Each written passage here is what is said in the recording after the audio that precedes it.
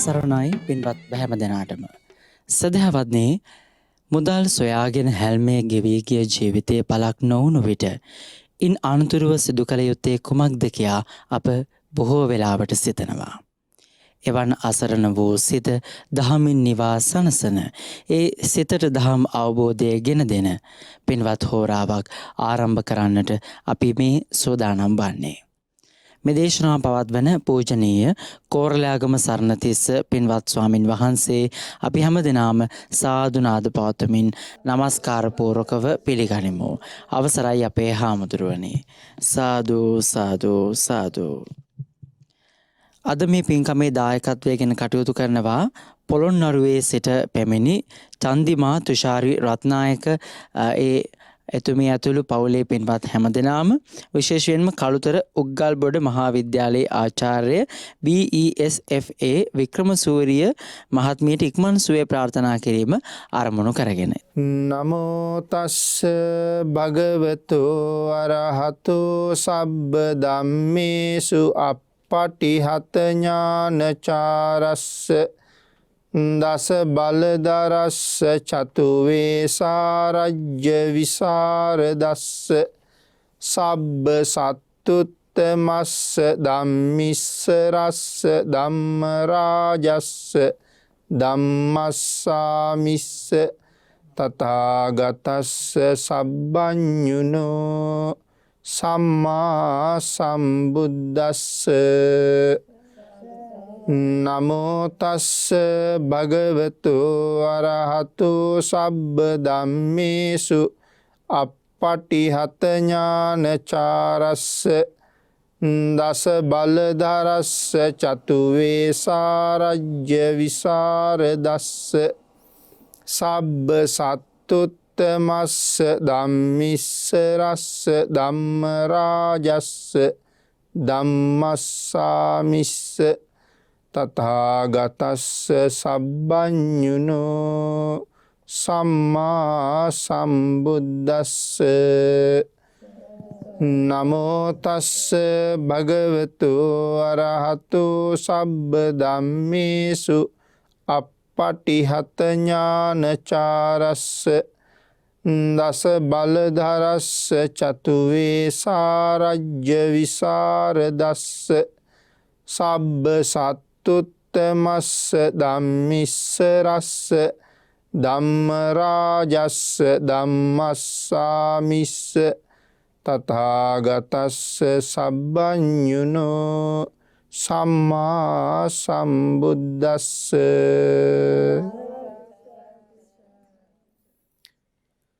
සද්ධර්ම ශ්‍රාවක කාරුණික ගුණගරුක බෞද්ධ පින්නතුනි, බොහෝම ශ්‍රද්ධාවෙන් මේ සූදානම් වෙන්නේ ලෞතර බුදුරජාණන් වහන්සේ විසින් දේශනා කොට වදාළ උතුම් වූ ශ්‍රී සද්ධර්ම රත්නයෙන් අබමල් රේණුවකටත් වඩා අඩු බොහෝම පුංචි කොටසක් දේශනා කරවගෙන ධර්ම ගෞරවය පෙරදරි කරගෙන දේශනාගත ධර්මයේ ශ්‍රවණය කරන්නත්, එයින් ලැබෙන අවවාද අනුශාසනා තම තමන්ගේ ජීවිතවලට එකතු කරගෙන වඩාත් නිවැරදි මෙලව ජීවිතයක් සකස් කරගන්නත්, ඒ තුළින් සුගතිගාමී වූ පරලොව ආයිති භවයකින් සැනසීමේ උතුම් පරමාර්ථයත් ඇතුවයි ධර්ම ශ්‍රවණය කරන්න සූදානම් වෙන්නේ. පිනතුනි, මේ දිනවල ජානුස්සෝනි සූත්‍ර දේශනාවට අනුකූලව ධර්ම කාරණා පැහැදිලි කිරීමක් තමයි සිදු කරගෙන යන්නේ. ජානුස්සෝනි සූත්‍රය මුල් කරගත්ත ධර්ම දේශනා දෙකක් මීට කලින් මේ මාතෘකාවෙන් සිදු කළා. ඒ සූත්‍රයට අනුකූලව සූත්‍රයේ පැහැදිලි කරන්න කලින් අවශ්‍ය කරුණු ටිකකුයි සාකච්ඡා කරන්න. එමනම් ඒ යටතේ කෙරෙන තුන්වෙනි ධර්ම දේශනාව. පින්නතුනි, ජානුස්සෝනි සූත්‍රයේ එක්තරා මිත්‍යා දෘෂ්ටික බමුණෙක් ඥාතීන්ට පින් අනුමෝදන් කරාම අපි දෙන පින් නෑයන්ට ලැබෙනවද නොලැබෙනවද කියන ප්‍රශ්නේ තමයි බුදුරජාණන් වහන්සේගෙන් ඇහුවේ. මේ දානය පිළිබඳව සාකච්ඡා කෙරෙන නිසා පින්නතුනේ අපි සාමාන්‍යයෙන් දන්නවා දානයක අවස්ථා 3ක් පිළිබඳව. දන් දෙන දායකයාගේ හිතේ පහළ වෙන සිතුවිලි වල పూర్ව චේතනාව, මුංචන චේතනාව, අපර චේතනාව කියලා අවස්ථා 3ක් තියෙනවා. එතකොට මේ పూర్ව චේතනාව පහළ වෙන්නේ කවද්ද කියන කාරණාව දානි දෙන කාල සීමාව ළඟම වෙන්නත් පුළුවන්. අවුරුදු ගණනාවකට කලින් වෙන්නත් පුළුවන්. දැන් අපේ පින්නතුන් අද මේ ධර්ම දානමය පින්කමක් කරනවා. සමහර වෙලාවට මේ අවස්ථාව උදා කරගන්න මීට වසර ගණනාවක ඉඳලා හිතා හිටිය වෙන්න පුළුවන්. ඒ තමයි මේ ධර්ම දානමය පින්කමේ పూర్ව චේතනාව. එතන ඉඳලා සූදානම් වුණා. ඒ වාගේ තමයි අපි වෙනත් ආහාරමය දන් දෙන්න යනකොටත් සෑහෙන කාලෙක ඉඳලා හිතනවා. අම්මා වෙනුවෙන් දානයක් දෙන්න, තාත්තා වෙනුවෙන් දානයක් දෙන්න, දරුවෝ වෙනුවෙන් ආශිර්වාද කරන්න. ආන්ගේ ඉස්සරලාම හිතුන තැන ඉඳලා පින්කම සම්පූර්ණ කරගන්න තැනට එනකම්, විශේෂයෙන් දන් දෙන තැනට එනකම් పూర్ව චේතනාව තමයි තියෙන්නේ. මතක් කරන වෙලාවේ ඉස්සරලාම අදහස් කරන වෙලාවේ හරි සතුටක් තියෙනවා. ඊට පස්සේ සතුටින්ම ක්‍රමක්‍රමයෙන් ටික පින්කමට ලෑස්ති වෙනවා.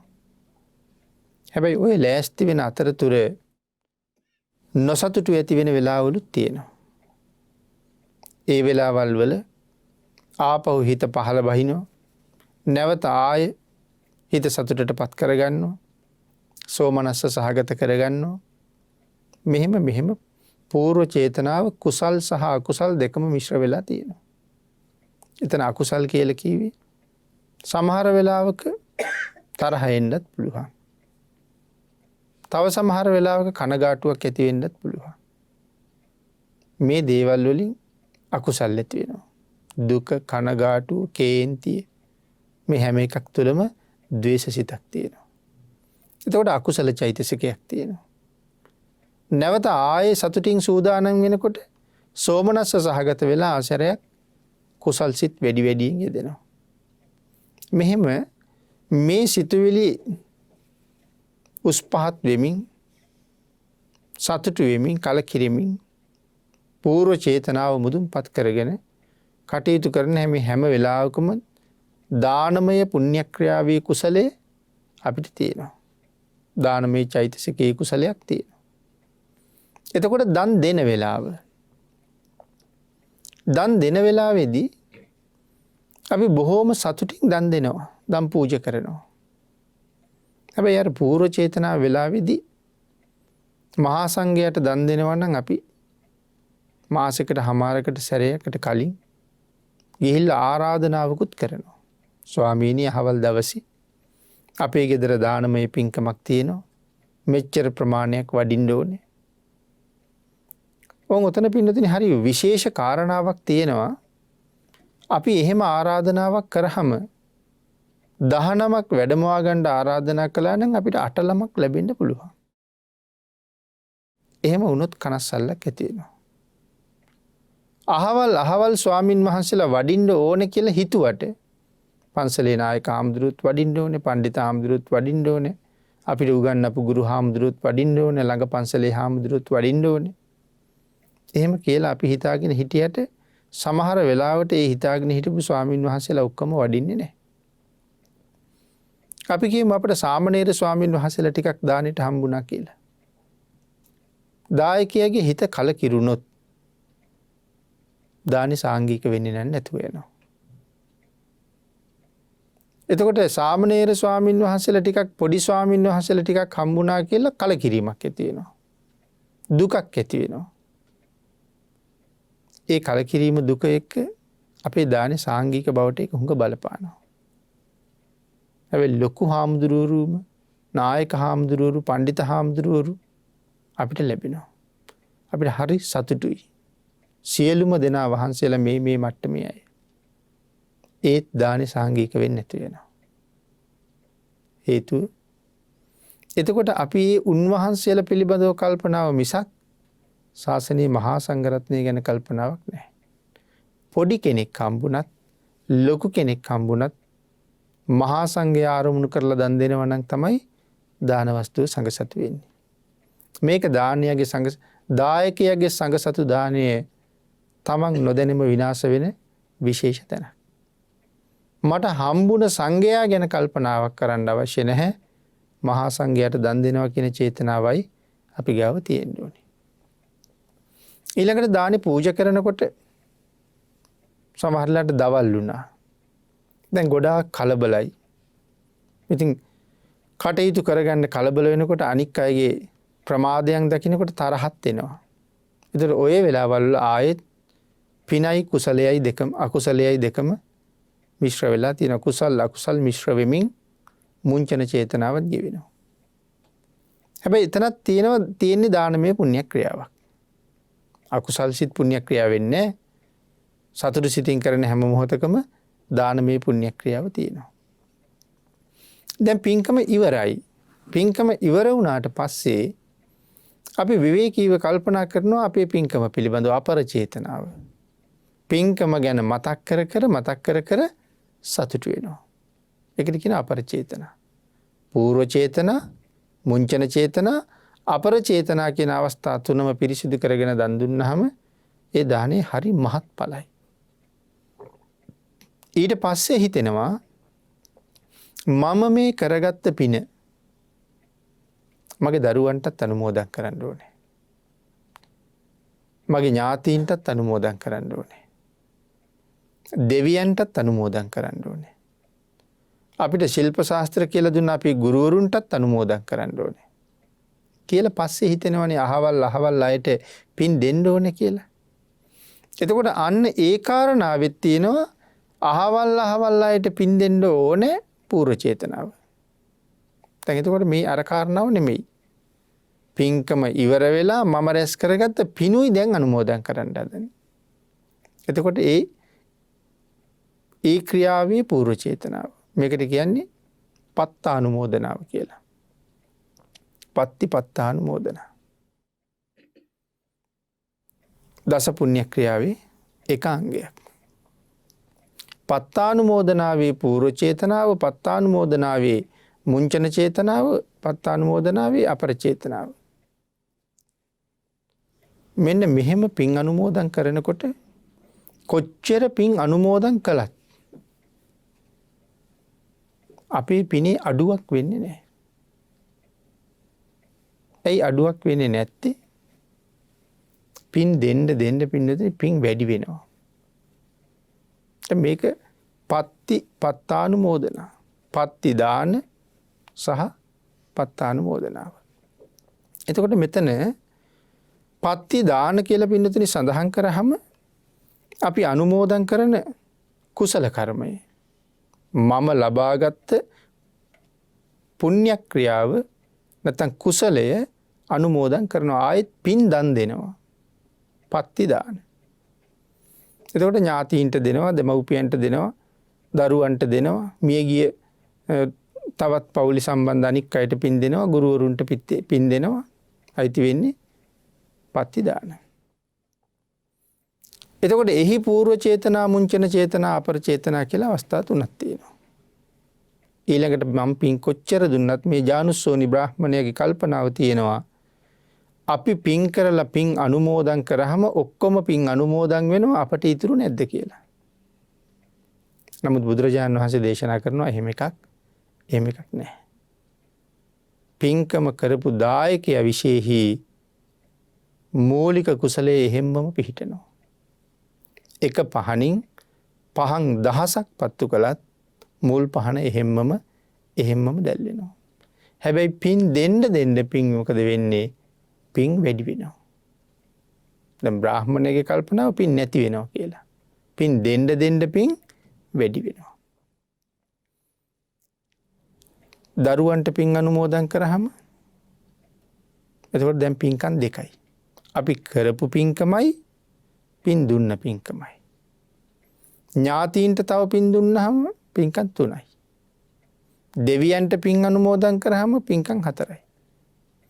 ඊට පස්සේ මේ අපේ පින්නතුන් යනවා අනුරාධපුරයට. ගිහලා රුවන්වැලි සෑය ගාවට ගිහිල්ලා අදිෂ්ඨාන කරනවා අහවල් දවසේ මම දානයක් දුන්නා. එයින් රැස් කරගත්ත සියලුම පින් මේ මහසෑය ආරක්ෂා කරගෙන ඉන්න දෙවියන්ටත් අනිකුත් සියලු දෙවියන්ටත් අනුමෝදන් කරනවා කියලා. ඊට පස්සේ යනවා තූපාරාමේ ගාවටත් ගිහිල්ලා එහෙම්මම කරනවා. මහබෝධිය ගාවටත් එහෙම්මම කරනවා. සෝමාවතී සෑය ගාවට ගිහිල්ලත් සේරුවාවිල ගිහිල්ලත් එහෙම්මම කරනවා. එතකොට දැන් 5 පොලක 6 පොලක පින් දුන්නා. එතකොට පින්කම් කීයක්ද? ආයෙත් ඒකට පින්කම් 5ක් 6ක් එකතු වෙලා. පින්නතුනි 100 පොලක පින් අනුමෝදන් කළොත් දායකයට පින්කම් 101ක් තියෙනවා. ඇයි 100 පොලක පින් දුන්න පින්කම් 100යි පින් රැස් කරගන්න අපි කරපු මූලික පින්කමයි. එතකොට පින්කම් 101යි. එහෙනම් කවදාවත් පිනේ අඩුවක් නැහැ දුන්න කියලා. දෙන්න පින වැඩි වෙනවා. එතකොට පින් මෙච්චර දෙන්න පුළුවන් වගේ පව් දෙන්න බැරිද කියලා ප්‍රශ්නයක් එන්නේ නැද්ද අපිට? පව් දෙන්න බෑ හැබැයි. පව් නම් සම්මාදන් වෙලා කරන්න ඕනේ. පව් අනුමෝදන් කරවන්න බෑ. පින් අනුමෝදන් කරවේ. එතකොට කෙනෙක් හිතයි ඇයි ඒ කියලා. පින් රැස් කළෙත් මම නම් පව් රැස් කළෙත් මම නම් පින් දෙන්න පුළුවන් නම් ඇයි පව් දෙන්න බැරි? හේතුව තමයි පින ඊටාම ප්‍රබලයි. පව ඊටාම කුඩයි. මේ කාරණාවන්ගෙන් තමයි තේරෙන්නේ බෞද්ධයෙක් වෙලා ඉපදිච්ච එකේ වටිනාකමේ ප්‍රමාණය දක්වන්න බෑ නේද කියලා. මනුස්ස ජීවිතයක් ලබනවා කියන එක හරි ශ්‍රේෂ්ඨයි. ඒක බෞද්ධයෙක් වෙලා ඉපදුනත් අබෞද්ධ කෙනෙක් වෙලා ඉපදුනත් මනුස්ස ජීවිතේ ශ්‍රේෂ්ඨයි. පෙර සිල් රැකපු පිනක් නිසාම තමයි මනුස්ස ජීවිතයක් ලැබිලා තියෙන්නේ. නමුත් සම්මාදිට්ඨික වන්නෙම්වා කියන ප්‍රාර්ථනාවක් නැති හින්දා මිත්‍යා දෘෂ්ටික වෙලා ඉපදිලා ඉන්නවා. හැබැයි අපි පින් කරනවා වගේ පින් කරන්න ඒ අය යොමු වෙන්නේ නැහැ. ඒ නිසා ඒගොල්ලන්ට මහා භාග්‍යයක් ලබන්න අවස්ථාවක් නැහැ. අපිට නැවත පින් කර පින් දීලා තව පින් වර්ධනය කරගන්න පුළුවන්. අනිත් එක අපි දන්නවා පව ඊටාම කුඩයි පින හරි ලොකුයි කියලා. ඒකට උදාහරණ කීපයක් කියහි. පින්නතුනි අපි සඳහන් කළානේ පත්ති දාන පත්තානුමෝදනා කියලා. එතකොට මේ පත්ති දාන සහ පත්තානුමෝදනා කියන කාරණාවන් දෙක සඳහන් කරාම විශේෂයෙන් සඳහන් කළා අපි පින් දෙනකොට ඒක පත්ති දාන. අපේ ඥාතියා පින් අනුමෝදන් වෙනවා පත්තානුමෝදනා. මියගිය ඥාතියෙක් പ്രേත ලෝකෙක ඉඳලා බලාගෙන ඉන්නවා පින්කණ්ඩ. දෙවියෙක් දිව්‍ය ලෝකෙක වෙලා දිවසින් බලාගෙන ඉන්නවා පින්කණ්ඩ. ඒගොල්ලෝ ඔක්කොම අපි දෙන පින් අනුමෝදන් වෙනවා. ඒගොල්ලන්ට ඒ කුසලයේ අඩු නැතුවම ලැබෙනවා කියලා සඳහන් කළා. ඊළඟට පින්නතනේ මේක පැහැදිලි කරනකොට විශේෂයෙන් සඳහන් කළා ඇයි පව් දෙන්න බැරි කියලා. අපිට කරන්න තියෙන ලොකුම පව මොකද්ද? මේ මනුස්ස ලෝකේ ඉපදිලා කරන්න තියෙන ලොකුම පව් 5ක් තියෙනවා. අපි ඒවට කියනවා ආනන්තරීය පාප කර්ම කියලා. නමුත් කොච්චර කාලයක් නිරාදුක් විඳින්න ඕනද කියලා අහලා දෙනවද එතකොට? වැඩිම වුණොත් මහා කල්පයක්. ආනන්තරීය පාප කර්මයක් නිසා වැඩිම වුණොත් මහා කල්පයක් දුක් විඳිනවා. අන්තර් කල්පකින් හමාරකින් නිදහස් වෙන විශේෂ පුද්ගලයොත් ඉන්නවා. ඊටත් අඩුවෙන් නිදහස් වෙන අතිවිශේෂ පුද්ගලයොත් ඉන්නවා. ඊටත් අඩුවෙන් නිදහස් වෙන කියලා කියහම දැන් අජාසත්ත මහරජුරුත් ආනන්තරීය කර්මයක් කළා. තමන්ගේ තාත්තව ඝාතනය කළා. මං හිතන්නේ සාමාන්‍ය ආනන්තරීය කර්මයකටත් වඩා තවත් මහා ලොකු අකුසලයක්. හේතුව තමයි බිම්බිසාර රජුරු සෝවාන් වෙලයි හිටියේ. එවන් තාත්තා කෙනෙක් ඝාතනය කරන්නේ. සාමාන්‍ය තාත්තා කෙනෙක් නෙමෙයි. නමුත් අජාසත් රජුරු කොච්චර කාලයයිද නිරේ ඉන්නේ? අවුරුදු 60,000ක් වගේ කාලයක්. අන්තර්කල්පයක් නිරේ ඉන්න වුණා නම් මනුස්ස වර්ෂයෙන් කොච්චර අවශ්‍ය කියනවාද? මනුස්ස වර්ෂ 1.140 ඒවා 86,40,000 අන්තර්කල්පය. මනුස්ස වර්ෂ අසංඛ්‍ය 86,40,000 ඒවා 256ක් මහා කල්පයක් නා. ඒ තරම් දීර්ඝයි නම් මේ කාලය අජාසත් රජුරු කොහොමද අවුරුදු 60,000න් ගොඩට එන්නේ? මං කියවා අති විශේෂ පුජ්‍යලියෝ එහෙම ඊටාම කෙටි කාලින් නිදහස් වෙනවා කියලා. දේවදත්තයන් වහන්සේ ඇසුරු කරලා ආනන්තරීය කර්මයක් කරලා පස්සේ විශ්වයේ පහළ වුණ පරම කල්යාණ මිත්‍රයන් වහන්සේ සම්මා සම්බුදුරජාණන් වහන්සේගේ ඇසුරට යොමු වුණා. යොමු වෙලා බුද්ධ වචනයට මොනතරම් ගරු කළාද? මේ ශාසනය කොයිතරම් උතුම් විදිහට කටයුතු කළාද? ගිහි ශ්‍රද්ධාවන්තයන් අතර අගතනතුර ලබා ගත්තා. මේ පීතෘ ඝාතක අජාසත් රජු. ඒ කරගත්ත පිණුත් ඒ තිබුණ ශ්‍රද්ධාවත් නිසා අර අකුසලයේ කැපිලා ගිහිල්ලා ලෝක මුනිරයට තීරණය වුණා. අවුරුදු 60,000යි. උණු කරපු යකඩ වගේ ලෝදිය. ලෝහමය දියර. යකඩ උණු කරාම කොහොමද ඒ වගේ? තෙල් චාත්තියක් පැහෙනවට වඩා කෝටි ගානකින් භයානකයි. ආන්ගේ ලෝදිය නිරේ අවුරුදු 30,000ක් පාද දෙක උඩට හිස යටට රජුරු නිරේ පතුලට ගමන් කරනවා. ඔබත් මමත් මේ කතා කරන මොහොතත් අජාසත් රජුරු තාමත් ලෝකමු නිරේ පහලට ගමන් කරනවා. අවුරුදු 30,000ක් නේ. භාග්‍යතුන් වහන්සේ පිරිනමන පාලත් අවුරුදු 2000 ගානක් නේ තව. එහෙනම් තව කොච්චර කල් තියෙනවද රජුරන්ට පතුලට යන්න? ඊට පස්සේ පතුලට ගියහම අනිත් පැත්තට හැරුණාම හිස උඩට පාද යටට ආය අවුරුදු 30,000ක් උඩට එනවා. ඒ ආහම රජුර ගොඩට එනවා. නිරයෙන් නිදහස් වෙනවා. ආනන්තරීය කර්මයක් කරලත් පිනෙන් පුළුවන් වුණා ඒ කර්මයේ බලය මකලා දාන්න. ඒ තරම් පින ප්‍රබලයි. පින්නතුනි අපේ අපදාන පාළිය වාගේ අරගෙන බලහම.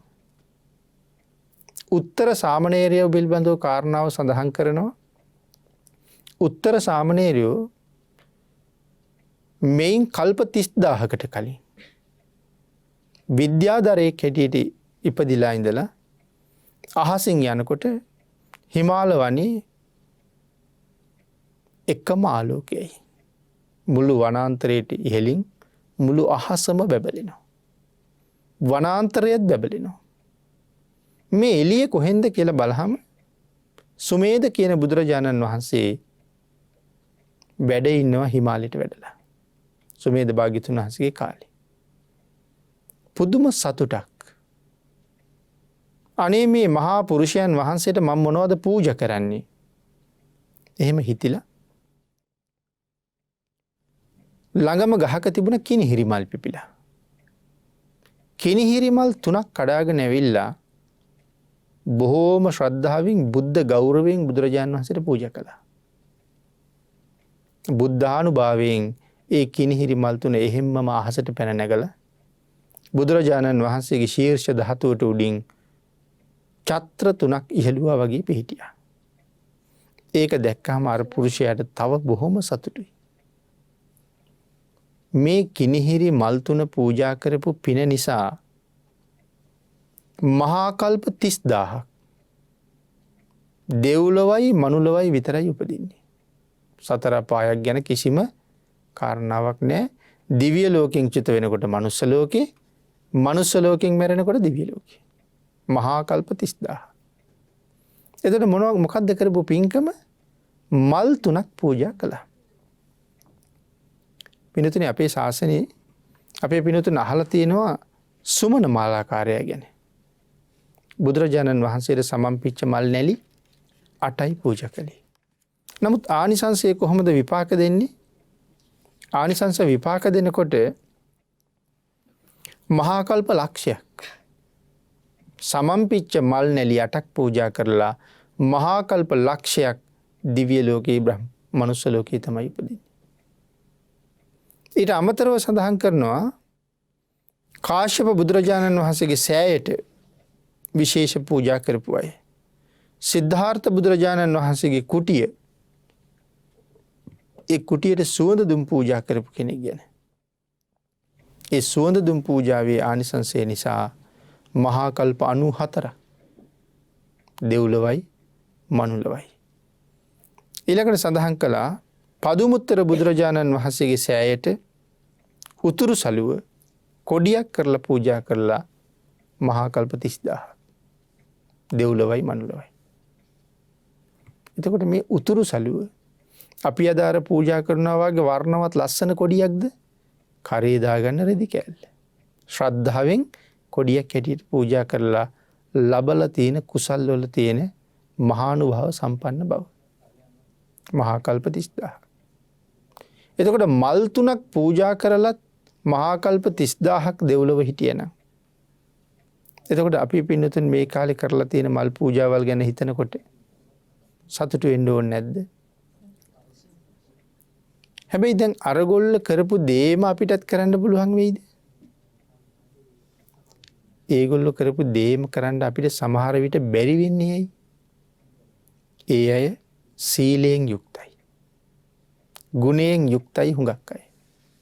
අනික තමයි සසර පින්කම් කරලා හොඳ පුරුද්දක් තියෙනවා. ඒ පුරුද්ද නිසා අපිට වඩා හුඟක් උසස් විදිහටයි ඒ පින්කම කෙරෙන්නේ. නමුත් අපේ පින්කමේ ලාභාල බවක් තියෙනවා කියලාද කියන්නේ? ශ්‍රද්ධාව පෙරදරි වුණා නම් ලැබෙන ආනිසංසය අසීමාන්තිකයි. දැන් අර විද්‍යාදරයා මල් 3ක්නේ පූජා කළේ. ඒ ජීවමාන බුදුරජාණන් වහන්සේ දැක ඊට පස්සේ අපිට බුදුරජාණන් වහන්සේ දේශනා කළා ජීවමාන බුදුරජාණන් වහන්සේගේ සිරිපතුල ළඟ මල් පූජාවක් කරලා යම් කෙනෙක් ලබනවා නම් යම් ආනිසංසයක් ඒ පින්කම එහෙම්මම අදත් ලබන්න පුළුවන් කියලා. භාග්‍යතුන් වහන්සේ පේන්නේ නැති වුණත් ධාතුන් වහන්සේ ළඟ වේවා, පිළිම වහන්සේ ළඟ වේවා, ඒ ආනිසංසය අපි කොහොමද අද ලබන්නේ? ආන් ඒකයි දේශනා කළේ තිට්ඨන්තේ නිබ්බුතේ චාපි සමේ චිත්තේ සමම්පලං. මම ඕක නිතරම පැහැදිලි කළේ අද හැන්දෑවේ අපේ පින්නතුන්ට ලැබුණොත් බුදුරජාණන් වහන්සේ ජීවමානව වැඩ හිටියනම් සවැත් නුවර ජේතවනාරාමේ සුගන්ධ කුටියේ ඇතුළට ගිහිල්ලා සවනක් ගන බුද්ධ රශ්මි ජාලා විහිදෙන බුදු සිරුර දිහා බල දන ගහලා වඳින්න අවස්ථාවක් තිබ්බනම් මනසින් හිතලා බලන්න මං ඒ සුගන්ධ කුටියට යන්නේ කොහොමද කියලා. බුදුරජාණන් වහන්සේ ජීවමානව කුටිය ඇතුලේ වැඩ ඉන්නවා. මට වඳින්න යන්න අවස්ථාවක් තියෙනවා. මම යන්නේ කොහොමද? මම කොහොමද සූදානම් වෙන්නේ? අන්න එදාට ඒ කුටිය ඇතුළට ඔබ යන විදිහක් තියෙනවා නම් ඒ විදිහටම බුදු පිළිමේ ගාවටත් යන්න. ඒ කුටිය ඇතුලේ ගණ්ඩ තිබිච්ච අවස්ථාව අර බුදු පිළිමේ ගාවදී ගන්න. භාග්‍යතුන් වහන්සේ ජීවමානව වැඩ ඉන්නවා. ඒ මල් අරගෙන යනවා පූජා කරන්න එහෙම. අන්න එහෙම පූජා කරන එකටයි කියන්නේ සිත සම කරලා පූජා කරනවා කියලා. එදා ගණ්ඩ තිබිච්ච අවස්ථාව අද මෙතන ගන්නවා. අර ආනිසංසය අල්ප මාත්‍ර අඩුවක් නෑ. ඒ තරම් පින් රැස් කරන්න පුළුවන් අවස්ථාවක් මේ හම්බ වෙලා තියෙන්නේ. ඒක අද හැන්දෑවෙත් කරන්න පුළුවන්. ඒ තරම් වාග්ය සම්පන්න අවස්ථාවක්. නමුත් මේ බෞද්ධ කියන අපි ශ්‍රද්ධාවෙන් හැමදාම බුදුරජාණන් වහන්සේ ළඟ මලක් පහනක් පූජා කරලා දන ගහලා වඳින අය මේ බෞද්ධ ප්‍රජාව අතරේ කීයෙන් කී දෙනාද ඉන්නේ කියලා කල්පනා කරලා බැලුවොත්. මේ බණ අහන අය කල්පනා කරලා බැලුවොත් සමහර අය අවුරුද්දක් ගියාට බුදුරජාණන් වහන්සේ ගාව දන ගහලා නැහැ. මාස ගාණක් ගියාට බුදුරජාණන් වහන්සේ ගාව දන ගහලා නැහැ. අපේ ගෙදරක ඉන්න සමහරලාට වැඩි හිටියොත් එහෙමයි, දරුවොත් එහෙමයි. සමහරලාට දරුවන්ට පාසල් ගියේ නැත්නම් පාසලේ වැඩ කරලා තිබුණ නැත්නම් පන්තියේ වැඩ කරලා තිබුණ නැත්නම් කෝටුවක් වේවැලක් අරගෙන ගහනවා. හැබැයි අද පන්සිල් ගත්තේ නැහැ කියලා, අද බුදුන් වැන්දේ නැහැ කියලා, අද පහන පත්තු කළේ නැහැ කියලා, හොඳ මල් ටිකක් කඩාගෙන ආවේ නැහැ කියලා එහෙමත් දඬුවම් කෙරෙන අවස්ථාවක් නම් දකින්න නැහැ. මොන තරම් අවස්ථාවක් අපි මගහැර ගන්නවද? පින ඒ තරම්ම ප්‍රබලයි.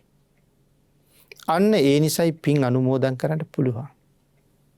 පව් කරනවා නම් සහභාගී වෙලා කරන්න ඕනේ. සහභාගී වෙච්ච හැටියට ඒ පුජ්‍යලයා පව් රැස් කරනවා.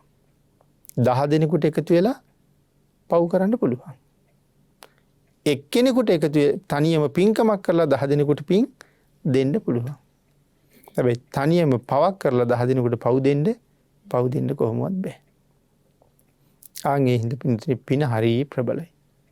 අතීත අපේ වැඩිහිටියෝ පොයි දවසේ පන්සලට ගිහිල්ලා සිල් අරගෙන පහුවදා උදේ ගෙදර ඇවිල්ලා දරුවෝ ඔක්කොටම කතා කරලා තමන් උස්සාසනයක වාඩි වෙලා දරුවෝ ඔක්කොම බිම වාඩි කරවලා පොයිදා උදේ සිල් සමාදන් වෙච්ච තැන ඉඳලා පහුවදා උදේ සිල් පවාරණය කරනකම් තමන් කරපු ඔක්කොම පින්කම් දරුවන්ට මතක් කරලා කියනවා. මම උදේ 6ට සිල් ගත්තා. ඊට පස්සේ අපි බුද්ධ පූජාව කළා. ඊට පස්සේ අපිට උදේ දානෙ ලැබුණා. දානෙන් පස්සේ අපි බණ ඇහුවා. බණෙන් පස්සේ අපි දවල් බුද්ධ පූජාව කළා. ඊට පස්සේ දවල් දානෙ ගත්තා. දවල් දානෙ අරගෙන දවල් වන්දනාව කළා.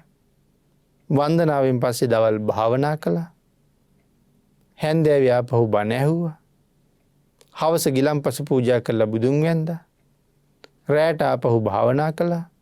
මේ දවසේ කරපු පින්කම් ටික ඔක්කොම දරුවන්ට කියනවා. කියලා කියනවා දැන් මම කරපු පින් ටික ඔයගොල්ලෝ අනුමෝදන් වෙන්න කියලා. අරගොල්ලෝ ඊට පස්සේ සියලු දෙනාම වැඳගෙන සාදු සාදු කිරියම්මා කරගත්ත පින්, අම්මා කරගත්ත පින් අපිත් ඒ විදිහටම අනුමෝදන් වෙනවා කියලා අනුමෝදන් වෙනවා. එතකොට ඒ දරුවන්ටත් ආපහු මහා කුසලයක්. හැබැයි ඔය පින් අනුමෝදන් වෙනවා කියන එක හරියටම කරන්න ඕනේ වැඩක්. හුඟක් දෙනාට පින් අනුමෝදන් වෙන්න බෑ. පින් කරපු අය පින් දෙනවා. එතකොට ශ්‍රද්ධාව ගෞරවය පදනම් කරගෙන අනුමෝදන් වෙන්න ඕනේ. මම ඊයේ මෙහෙම පින්කමක් කළා. ඒක ඔබත් අනුමෝදන් වෙන්න කියහම ශ්‍රද්ධාවන්තයා හිස් වැසුම ගලවනවා. පාවහන් ගලවනවා. උස් අසුනක ඉඳගෙන නම් ඒ අසුනේ නැගිටිනවා. එක්ක දන ගහලා එහෙම නැත්නම් බාල කෙනෙක් කිව්වොත් ඒත් හිටගෙන හිස නමලා ඒ කරගත්ත සියලුම පින් සාදු සාදු මටත් අනුමෝදන් වේවා කියලා බොහොම ගෞරවයෙන් අනුමෝදන් වුණොත් තමයි අනුමෝදන් වෙන්නේ. නැත්නම් හා එහෙනම් අපිත් අනුමෝදන් කියලා කීවට එහෙම අනුමෝදන් වෙන්නේ නෑ. ශ්‍රද්ධාව ගෞරවය පෙරදරි වෙන්න ඕනේ. ඒ නිසා මේ පින්කම හරි ප්‍රබල නිසා අපි කරගත්ත හැම පිනක්ම අන් අයට අනුමෝදන් කරන්න පුළුවන්කම තියෙනවා. අනුමෝදන් කරවලා ඒ අය කුසලයෙන් පෝෂණය කරවන්න පුළුවන්කම තියෙනවා. එහෙනම් යම් කෙනෙක් පින් අනුමෝදන් වෙනවා, තව කෙනෙක් පින් අනුමෝදන් කරනවා. එතකොට තමන් රැස් කරගත්ත පින අනුමෝදන් කරනකොට මගේ ඥාතියට දෙවියන්ට කියලා අරමුණු කරලා අනුමෝදන් කරනකොට ඒකට කියන්නේ මේ දානමය පුණ්‍ය ක්‍රියාව. අපි අනුමෝදන් කරන පින්කමට කියන්නේ දානමය පුණ්‍ය ක්‍රියාවක් නෙමෙයි, පත්ති දාන පුණ්‍ය ක්‍රියාව. අනුමෝදන් කරනකොට පත්ති දානයක්, සාදු සාදු කියලා අනුමෝදන් වෙනකොට පත්තානු මෝදනාවක්. එතකොට මේ කාරණා දෙකම තියෙන්නේ කොහෙද? මේ දෙකම දස දාන වස්තුව ඇතුලේ තියෙනවා. පින් දීම, පින් අනුමෝදන් කිරීම. පත්ති දාන පත්තානුමෝදන. ආන් එහෙම විශේෂයෙන් මේ පින බෙදා හදා ගැනීමේ ක්‍රමයක් වෙනම දේශනා කරලා තියෙනවා. ඊළඟට පින්නතුනි මේ කාරණාව පැහැදිලි කරනකොට අපි පින ප්‍රබලයි කියලා සඳහන් කළා. ඊළඟට සඳහන් කළා ඒ ප්‍රබල වූ කුසල කර්මයේ අන් අයට අනුමෝදන් කරන්න මට ආපහු පින් වැඩෙනවා පින මහත්ඵල නිසා. එහෙනම් ජානුස්සෝනි කියන බ්‍රාහ්මණය බුදුරජාණන් වහන්සේ ගාවට ගිහිල්ලා අහන්නේ ස්වාමීනි භාග්‍යතුන් වහන්සේ අපි බ්‍රාහ්මණයින් හැටියට ඒ වගේම බුදුරජාණන් වහන්සේ භික්ෂු මහසංඝයා අපි හැමෝම අනුන්ගේ දානි පිළිගන්නවා. පිළි අරගෙන අපි ඒ කුසල් අනුමෝදන් කරනවා මියගිය ඥාතීන්ට. දන් දීලා ලබන කුසල්. ස්වාමීනි ඒ අයට පින් ලැබෙනවද නැද්ද කියලා යහන්නේ. එතකොට බුදුරජාණන් වහන්සේ මොකද්ද බ්‍රාහ්මණයට සඳහන් කළේ? බ්‍රාහ්මණය ස්ථානයේදී ලැබෙනවා. අස්ථානයේදී නොලැබෙනවා. බ්‍රාහ්මණය අහනවා ස්වාමීනි මොකද්ද ස්ථානය? මොකද්ද අස්ථානය? ඒගොල්ලන්ට කොහොම වුණොත් පින් ලැබෙන්නේ නැද්ද? කොහොම වුණොත් පින් ලැබෙනවද කියලා. බුදුරජාණන් වහන්සේ පැහැදිලි කළා මුලින්ම අස්ථාන ටික. බ්‍රාහ්මණයට පැහැදිලි කරනවා බ්‍රාහ්මණය මරණයට පත්වෙච්ච පුජ්‍යලයා ජීවත් වෙලා ඉන්න කාලේ දස අකුසල් කරගෙන නිරේ ඉපදුනා නම් අපි අනුමෝදන් කරන පින් ඒ පුජ්‍යලයට ලැබෙන්නේ නැහැ. අපේ ඥාතියෙක් මැරිලා නිරේ ගිහිල්ලා. එයා නිරේ ගියේ ඇයි? මනුස්ස ලෝකේ ඉන්න කාලේ මොනව කරපු නිසාද? දස අකුසල් කරලා. මොනවද දස අකුසල් කියලා කියන්නේ? කයෙන් කරන වැරදි 3යි. ප්‍රාණඝාතය, හොරකම, කාමීත්‍යාචාරය. එතකොට වචනයෙන් කරන පව් බොරු කියනවා, කේලම් කියනවා, පරුස වචන කියනවා, හිස් වචන කියනවා. එතකොට 7යි. හිතින් කරන වැරදි 3යි. අවිද්‍යාව, ව්‍යාපාද, මිත්‍යා දෘෂ්ටි. මොනවද මේ අවිද්‍යාව කියලා කියන්නේ? දැඩි ලෝභය. දැඩි ලෝභය කියලා කියහම අපි හැමෝම ගාව ලෝභකම් තියෙනවා. ඒකට නෙමෙයි දැඩි ලෝභය කියලා කියන්නේ. අනුන්ගේ වස්තුවක් මට හිමි කරගන්න තියෙන කැමැත්ත. දැඩි ලෝභය. අපි කෙනෙක් දැක්කහම නැත්තම් කෙනෙක්ගේ වටිනා වස්තුවක් අපේ ගෙදර පරිස්සමට ගෙනත් තියලා තියෙනවා. ඒක අපි ගාව තියලා තියෙන බව දන්නේ අපි විතරයි. කෙනෙකුට හිතෙනවා නම් අනේ මේ මිනිහා ඉක්මනට මැරිලා ගියොත් නිකම්ම මේක මටනේ. ආන් එහෙම දැඩි ලෝභයක් එන්න පුළුවන්. ඒ වගේ දේවල් වලටයි දැඩි ලෝභය කියන්නේ. ඒක ඊටාම බරපතල කුසලයක්. අන්සතු වස්තුව හිමි කර ගැනීමේ තියෙන කැමැත්ත. එතකොට මේ හිතෙන් කරන අකුසල්. යම් කෙනෙක් ජීවත් වෙන කාලේ මේ 10න් යුක්තයි නම් මරණින් පස්සේ කොහෙද යනවා කියලා කිව්වේ? ඒකාන්තයෙන් නිරේට. බුදුරජාණන් වහන්සේගේ වචනය කවදාවත් බොරු වෙනවද? භාග්‍යතුන් වහන්සේගේ වචනයක් කිසි තැනක බොරු වෙන්නේ නැහැ. අපේ පිනතුන් අහලා ඇති සුනීද සහ වස්සකාර කියලා බ්‍රාහ්මණයෝ දෙන්නෙක් හිටියා. මහා ඇමතිවරු දෙන්නෙක්. හරිම ශ්‍රද්ධාවන්තයි. තුනුරුවන් විශේෂෙහි බොහෝ පින් කරනවා. එක දවසක් මහා කච්චායන මහරහතන් වහන්සේ ගිජ්ජකූට පර්වතයේ ඉඳලා බැහැගෙන එනවා. පල්ලෙහාට වඩිනවා. මේ වත්සකාර ඇමතියා බලාගෙන හිටියා. ගිජ්ජකූටින් උන්වහන්සේ පහළට වඩිනවා. බලාගෙන ඉඳලා කියනවා නිකම් මේ වඳුරෙක් එනවා වගේ කියලා. එතෙන් දැන් කාටද වඳුර කීවේ? මහා කච්චායන මහරහතන් වහන්සේට. වචන මාත්‍රයෙන් නිරේ උපද්දවන්න තරම් පව් සිද්ධ වෙනවා. මොකද ඒ තරම්ම ගුණවත්. ඒ තරම්ම සිල්වත්. ලෝකයට ඒ තරම්ම අමාවක් මහා කච්චායන මහරහතන් වහන්සේ. සතර මහ තෙරවරුන්ගෙන් එක්කෙනෙක්. අපි අය අහලා ඇති අර ඒක බමුණෙක් සෝරෙය්‍ය. සෝරෙය්‍ය බමුණගේ ලිංග පරිවර්තනයක් වුණා. අහලා තියෙනව නේද කතාව? මහා කච්චායන මහරහතන් වහන්සේගේ ශාරීරියේ උඩුකය දැකලා බමුණට හිතුණා මේ සෝරෙය්‍යට අනේ මේ ස්වාමින් වහන්සේ වගේ බිරිඳ වුණා නම් කියලා. ඒ තරම්ම ලස්සනයි රත්තරන් පාටයි මහා කච්චායන මහරහතන් වහන්සේ. එහෙම හිතෙනකොටම බමුණ ආපහු හිතුණා නෑ මේ ලස්සන මගේ බිරිඳට තිබ්බනම් කියලා. සිතවිලි මාත්‍රයයි බ්‍රාහ්මණයාගේ පුරුෂ ලිංග අතුරුදහන් වුණා. ස්ත්‍රී ලිංග පහළ වුණා. එතකොට සිතවිලි මාත්‍රයට ඒ තරම් වෙනසක් කරන්න තරම් ගුණයක් නම් වඳුරෙක් කියලා කියහම කොච්චර අකුසල් පිරෙන්න ඇද්ද?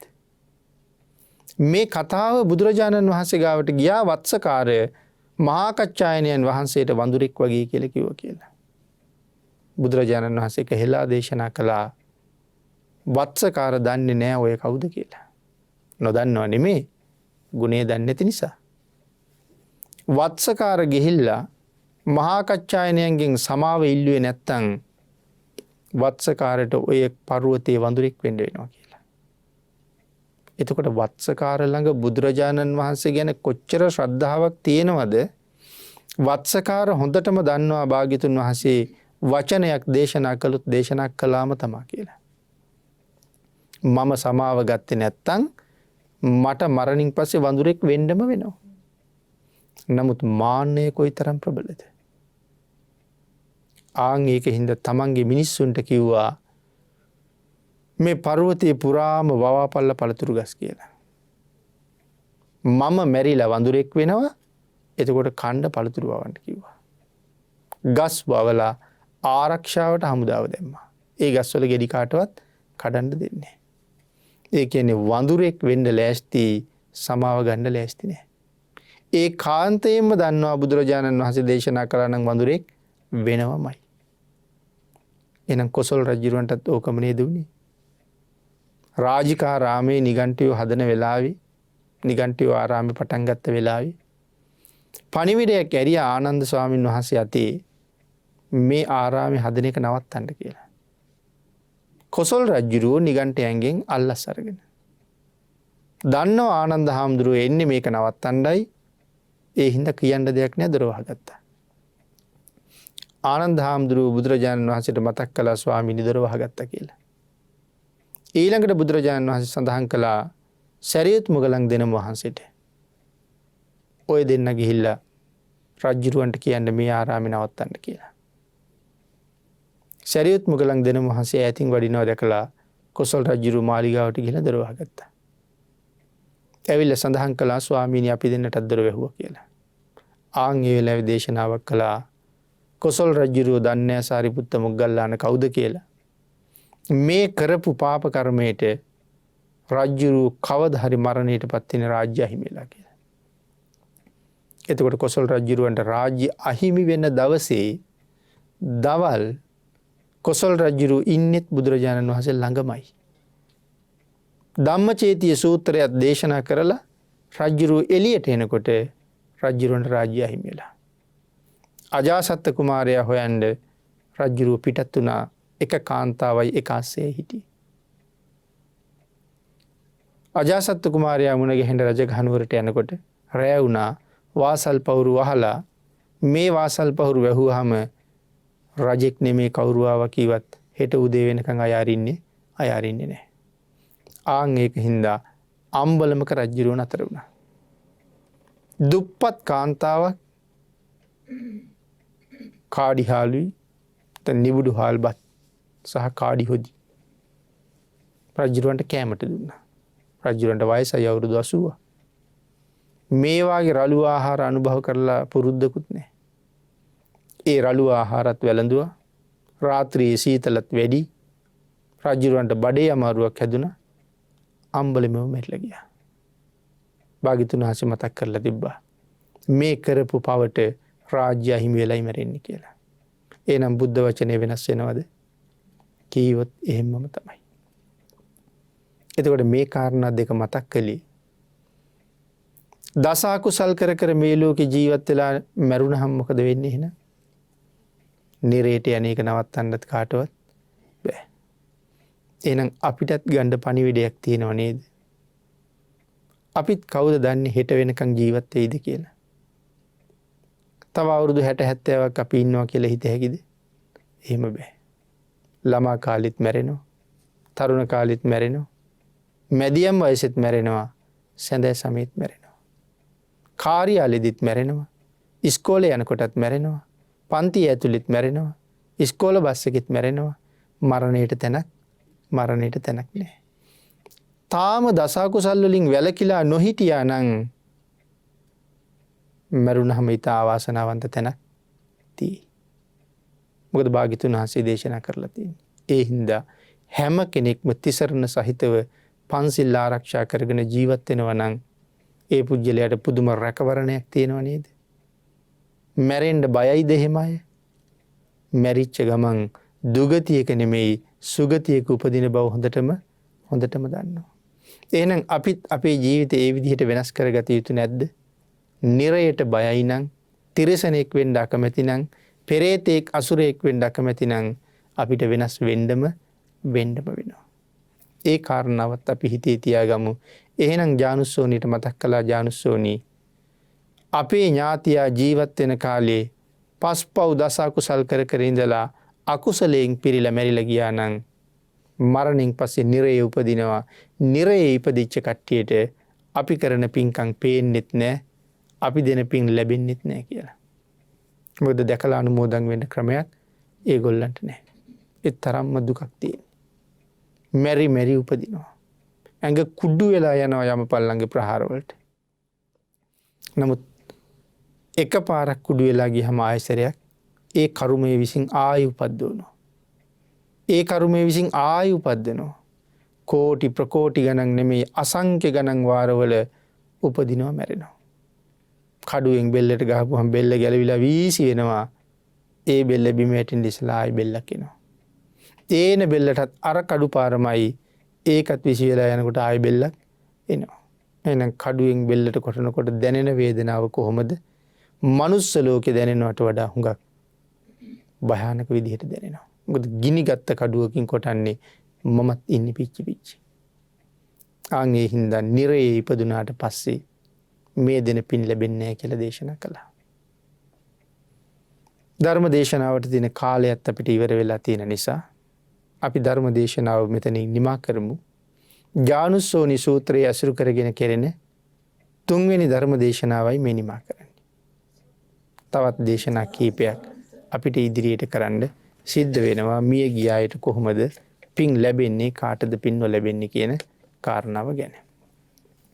පින්නතුනි අද මේ ධර්ම දේශනාවේ ප්‍රධාන දායකත්වයේ දරන්නේ චන්දිමා තුෂාරී රත්නායක මෙනවිය පොළොන්නරුව. උතුම් අරමුණු කීපයක් සඳහන් කරනවා. කළුතර උග්ගල්බඩ මහාවිද්‍යාලයේ ආචාර්ය BES FA වික්‍රමසූරිය මහත්මියට ඉක්මන් සුවය ප්‍රාර්ථනා කිරීම. ඊට අමතරව මෙම ධර්ම දේශනාව සිදු කිරීම සඳහා සහභාගී වූ සියලු දෙනාටමත්, මේ සඳහා නන් අයරින් උදව් උපකාර කළ සියලු දෙනාටමත්, ධර්ම දේශනාව ශ්‍රවණය කරන සියලු දෙනාටමත් ඉක්මන් භවයකදී ඊතා කෙටි කාලයකින් සුඛ සහගත ප්‍රතිපදාවෙන් උතුම් නිර්වාණ ධර්මයේ සාක්ෂාත් කර ගැනීම සඳහා මෙම කුසලය හේතු වාසනා වේවා කියලා ප්‍රාර්ථනා කරනවා. මව්පිය දෙපාර්ශ්වයේම මියගිය සියලුම ඥාතීන්ට මේ රැස් කරගත් මහා පුණ්‍ය කර්මය අනුමෝදන් වේවා කියලා ප්‍රාර්ථනා කරනවා. මියගිය අයට පින් අනුමෝදන් කරමින් සුජීවත්ව ඉන්න අයට රත්නත්‍රී ආශිර්වාදයේ ප්‍රාර්ථනා කරමින් පින්කම සිදු කරන්නට යෙදුන චන්දිමා තුෂාරී රත්නායක මෙනවිය ඇතුළු මේ දායක පින්නතුන් සියලුම දෙනාට මේ පුණ්‍ය ධර්මයන් අනුමෝදන් වේවා. රත්නත්‍රී ආශිර්වාදයෙන් නිදුක් නිරෝගී භාවයේ චිරජීවනය ලැබේවා. ඊ타ම ඉක්මන් භවයක ඊ타මත්ම කෙටි කාලයකින් සැප සහිත ප්‍රතිපදාවකින් උතුම් ආර්ය සත්‍ය ධර්මය අවබෝධ කරගන්න මේ පුණ්‍ය ධර්මයන් හේතු වාසනා වේවා කියලා නැවත වතාවක් ප්‍රාර්ථනා කරනවා. ආකාසට්ඨා ච බුම්මට්ටා දේවා නාග මහිද්దికා පුඤ්ඤන්තං අනුමෝදිත්වා චිරං රක්ඛන්තු ලෝක සාසනං දේවෝ වස්සතු කාලේන සස්ය සම්පත්ති හෝතු ච පීතෝ භවතු ලෝකෝ ච රාජා භවතු ධම්මිකෝ.